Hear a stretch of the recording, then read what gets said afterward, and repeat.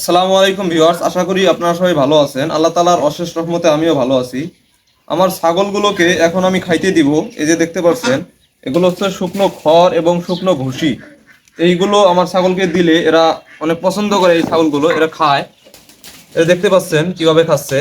এর আগের একটি ভিডিওতে আমি আপনাদের বলেছিলাম যে আমার ছাগলের পায়ের গিঁট ফুলে গেছে। তো আমি তখন বুঝতে পারিনি যে কিসের কারণে ছাগলের এই গিঁট ফুলে গেল। গিঁট ফোলা নামে একটি রোগও আছে। তো আমি সেইটা ভাবছিলাম এবং সেই রোগের ট্রিটমেন্ট করেছিলাম, তো সেটা কোনো কাজে দেয়নি।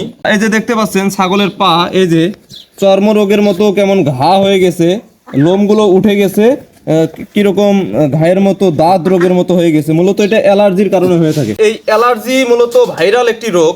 কেন বললাম এই কথা? এখন প্রত্যেকটা মানুষের প্রায় 80% মানুষের এই অ্যালার্জি হয়ে থাকে এবং ছাগল গরুর প্রায় 90% ছাগল গরুর এই অ্যালার্জিজনিত বিভিন্ন সমস্যা হয়ে থাকে।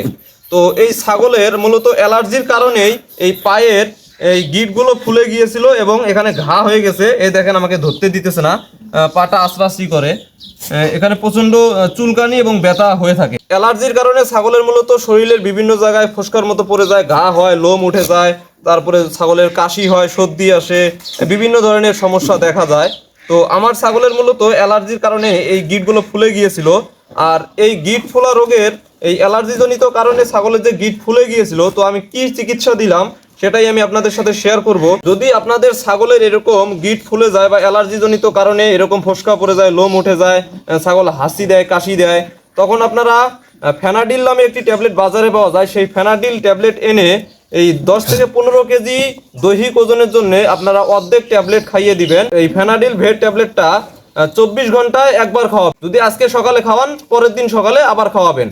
আর এর সাথে আপনারা কিছু প্রিবায়োটিক প্রোবায়োটিক দিবেন। আর এই প্রিবায়োটিক প্রোবায়োটিক দেওয়ার কারণে আপনার ছাগলের রোগ প্রতিরোধ ক্ষমতা বৃদ্ধি পাবে, ছাগলের খাবার রুচিটা ঠিক থাকবে এবং ছাগল খুব দ্রুত সুস্থ হয়ে উঠবে। মোট কথা, অ্যান্টিহিস্টামিন যে ট্যাবলেট আছে ফেনাডিন ভেট, সেই ট্যাবলেটটা আপনারা প্রথম 3 দিন দিবেন। এই 3 দিন দেওয়ার পরে যদি ছাগলের এই সমস্যাটা ভালো না হয় বা কমে না আসে, তখন আপনারা কোনো ভেটেরিনারি সার্জনের পরামর্শ নেবেন। পরামর্শ নিয়ে তারপরে আপনারা আপনাদের ছাগলকে ওষুধ খাওয়াবেন। তো এই যে দেখতে পাচ্ছেন ছাগলটি, এই ছাগলটির কিন্তু একই সমস্যা হয়েছিল। দুইটি ছাগল, আমার দুইটি মা ছাগল, এই দুইটি ছাগলের একসাথে একই সমস্যাটা হয়েছিল।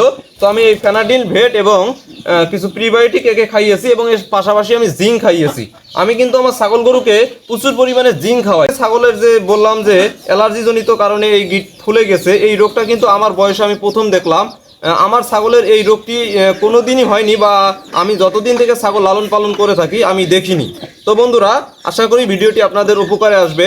ভিডিওটি যদি আপনাদের কাছে ভালো লেগে থাকে তাহলে অবশ্যই লাইক, কমেন্ট, শেয়ার করে দিবেন। আপনাদের সাথে আমার দেখা হবে আমার পরবর্তী কোনো ভিডিওতে। সেই পর্যন্ত আপনারা সবাই ভালো থাকবেন, সুস্থ থাকবেন। আল্লাহ হাফেজ।